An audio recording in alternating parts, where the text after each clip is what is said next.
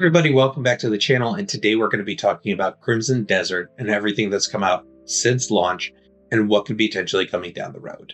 Before we get too heavy into the weeds in that, I just wanted to quickly talk about some things I've seen posted on subreddits and something that Games Radar posted, link in description, about gameplay and the amount of hours people are putting in.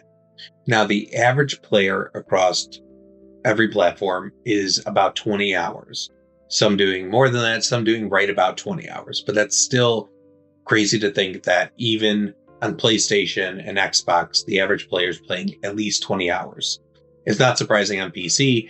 And I only bring up the consoles as a bit of a surprise because there's been some graphical issues on those devices, which have been largely patched, but they still existed.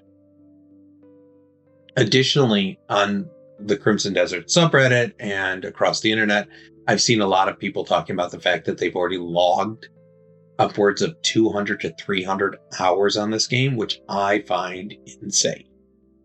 I don't know how people have the time for it. Maybe it's just the fact that I'm a grown man with, a wife and kids and a whole busy life going on. But I don't know how people have 200 to 300 hours to put in within 2.5 weeks of game launch, but more power to you. I find that to be incredible. I think some of what has powered that is the idea that people have seen the patches come about with Crimson Desert, and they've come out with 3 of them thus far, that have really improved the game or attempted to improve the game in a lot of ways. And they started very quickly with a day of, like a launch day update. And then they've done it 3 times in total, and small hot fixes and just really incredible things. And when you think about the things that they've done, they've reduced boss fight difficulty. And when we think about that, we have to consider the idea that while boss fights were expected to be a big part of this game, I don't think a lot of people really expected the boss fights to be as difficult as it was, especially when Pearl Abyss is coming out and being like, hey, this isn't a Souls-like game. And then you find these boss fights that are either difficult, or you weren't expecting them to be so difficult so quickly, or they just feel a little cheap or annoying. When you look at the Redevil boss fight, I don't think a lot of people were prepared for that difficulty level. I think they were considering that these beginner fights within the first couple of hours were going to be easy, pretty straightforward. When you do the Horn Splitter, it's not really that difficult. Like, you might die once because you're like, I'm not really paying attention to what's going on, or I'm not ready for it. But after that, it's an easy fight. When you get to the Redevil, it's not just the Redevil fight. It's fighting his minions all the way up to him, including himself at times. So I think it's just a bit of figuring out the mechanics within the game that played a big part in that, refining your armor and your weapon and upgrading and finding new and better ones of those and getting food ready. But still, that patch was a vast improvement right there. And then when you think about the things that they've done, they've increased stamina when flying, and they've increased storage, and they've changed the ability to not have to tap your run button so that you can just hold it down and you'll run. That's huge. How about getting rid of your helmet if you don't want to see it visible? That's really nice. So when we think about the vast amount of things that they've already patched through on the game, it's incredible. And I think that one of the things that we have to consider is that Pearl Abyss is listening, and they want to improve the game, which is why what I'm going to list on what's potentially coming in the future, I think that a lot of it's very probable to happen in some shape or form, because they've been very responsive already. And they said they're going to be responsive in the future, especially if the game does well. And it's already sold over 4 million copies. It's doing well. When we look to the future of the game, we know that more patches are coming, but what the patches will hold will be major points of contention moving forward. They've already updated all the things I've just mentioned, and they've added more fast travel locations, and they've made health potions or food more impactful to you. So like all these things are already happening. But some of the things that I've seen the people that have played the game into the end game complain about are the fact that like once you've completed a boss, you've completed an area and taken out a camp, they're gone. So when you get to the end game, you may not have a ton of things to do if you're doing them as you go. That I can see being a point of contention. But in modern gaming, things don't repopulate, right? This isn't Far Cry 3. This isn't, where things repopulate. I do think that they can add in a mechanic or a change within the game that allows you to kind of redo a camp or redo a boss if you go to a certain place. I could also see them add in a mechanic where if you haven't taken out like a boss, like the Bleed Bandit boss or something, that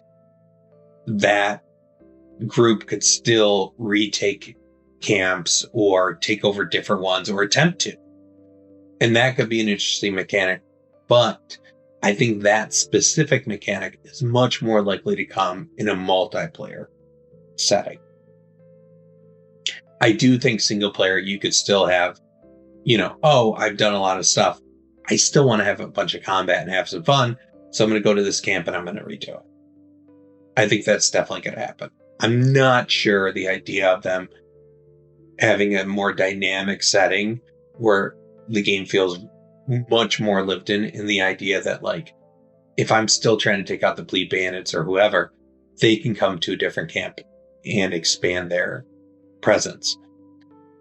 I think that would be interesting. I'm not sure that that's something they're capable of. I would like to see them come out with a character creator for Cliff from the get-go. I understand we're not going to get a woman one and, Onka one. I get it. They're side characters. We shouldn't get them. But we can get a Cliff one, I think, because Cliff is just an everyman. How he looks doesn't matter. And I think the only thing that could hold them back is how he presents in cutscenes. But I don't think that matters because they've gotten rid of the helmets visibility wise. And when you do a cutscene, you look like you in that moment. So I don't think there's anything holding them back from doing it. I think it's a matter of their willingness. Do they think it's something that we want? And I think when you look at people who've gotten far into the game and have had the ability to really mess with their Cliff, they want to have the ability to mess with him early. And I think it would be a nice plus. And I do think that that's going to come in a larger patch or DLC down the road that'll tie in with multiplayer, because I think multiplayer is coming. Pearl Abyss have said that they're interested in doing it down the line, and I think it's going to happen. It'll be part of a bigger patch several months down the road, kind of like Ghost, like Sucker Punch does with the Ghost games, where they release Legends mode. I think it'll come like that, and I think that'll also come with character creator, new game plus, as a big, like, here's a big quality of life thing for those of you who've really poured your time into. New Game Plus are very, very popular, and they're pretty much industry standard with any pretty decent game at this point. So I think we're going to see all of that stuff. The character creator is the least likely thing I think is going to happen, but I think it's a really good nod to people who are just kind of like, I don't like being stuck with this Cliff. I want to be able to be stuck with my version of Cliff. So I think that that's some really nice things that we could see from them going forward. And I really think that those things, if you tie it in and you look at what have they done already, what could they do in the future, I think Pearl Abyss could really push this game into the Game of Year conversation by making these updates. Because the things that are holding them back could largely go to the side by having fights replayable, by improving some things with like multiplayer. If they really do some really great stuff with multiplayer, they could really enhance the game and bring it back into the forefront. And then if you add in a new game plus, maybe make it a harder, like maybe add dynamic difficulty to that.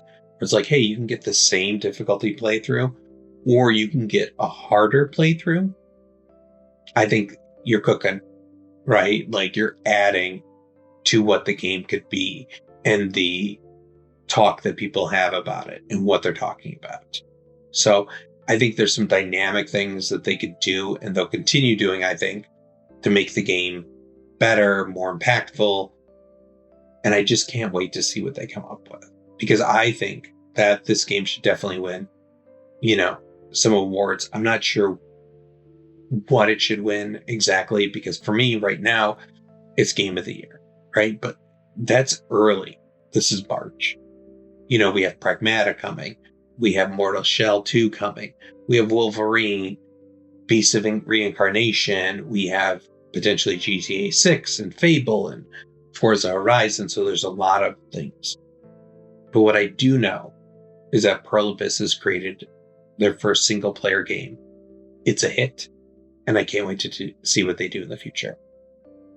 Anyways, guys, I hope you enjoyed this video. If you did, please give me a like and subscribe, and we'll see you in the next one.